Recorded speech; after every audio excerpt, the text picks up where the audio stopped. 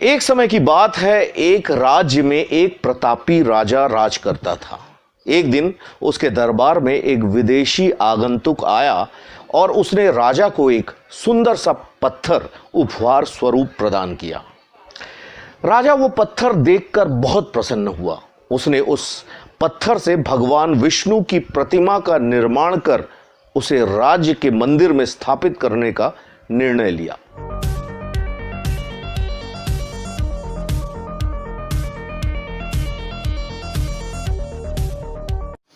नमस्कार, मेरा नाम रजत रॉय है। फिर से स्वागत करता हूं ऑनलाइन एक्टिंग ट्रेनिंग के सेशन में। हम कुछ स्टोरियों में काम कर रहे हैं। ये कुछ मोटिवेशनल स्टोरीज हैं जो कि आप किसी भी फील्ड में जाए, चाहे एक्टिंग में हो चाहे किसी दूसरे फील्ड में जाए, सब में ये मोटिवेशनल स्टोरीज ज़रूरत पड़ती है आपको मोटिवेट करने के लिए।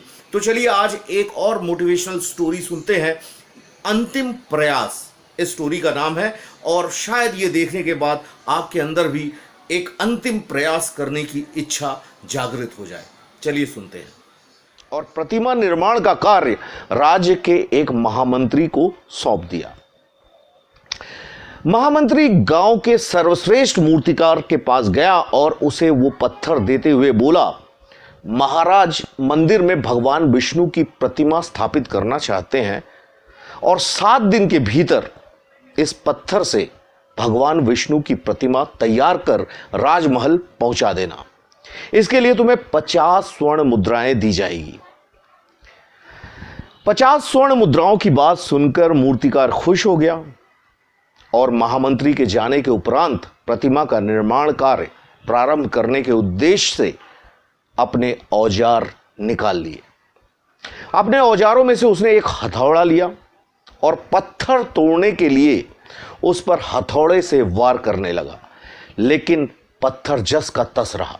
मूर्तिकार ने हथौड़े के कई बार वार किए, लेकिन पत्थर नहीं टूटा।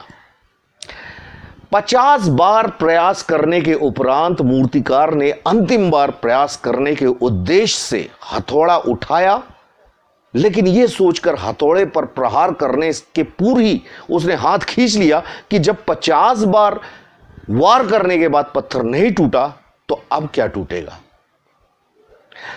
वो पत्थर लेकर वापस महामंत्री के पास गया और उसे यह कहकर वापस आ गया कि इस पत्थर को तोड़ना नामुमकिन है, इससे भगवान विष्णु की प्रतिमा बन नहीं सकती, यह उसने कहा।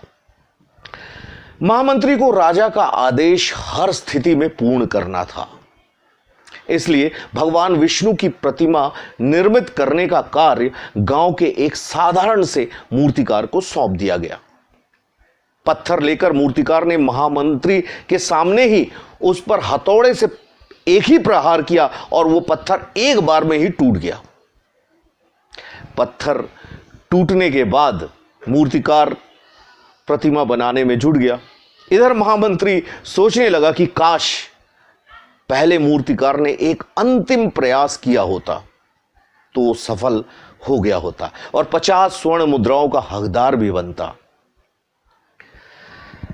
इस चीज से हमें क्या सीख मिलती है कि हमें अपने जीवन में ऐसी परिस्थितियों से दो चार होते रहते हैं। कई बार किसी कार्य को करने के पूर्व या किसी समस्या के सामने आने पर उसका निराकरण करने के पूर्व ही हमारा आत्मविश्वास डगमगा जाता है और हम प्रयास किए बिना ही हार मान लेते हैं।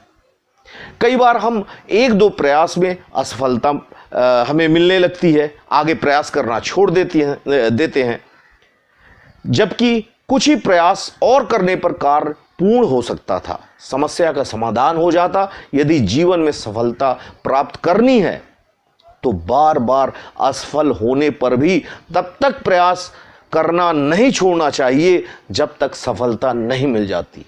क्या पता जिस प्रयास को करने के पूर्व हम हाथ खींच ले रहे हैं वो हमारा अंतिम प्रयास हो और उसमें हमें कामयाबी प्राप्त हो जाए।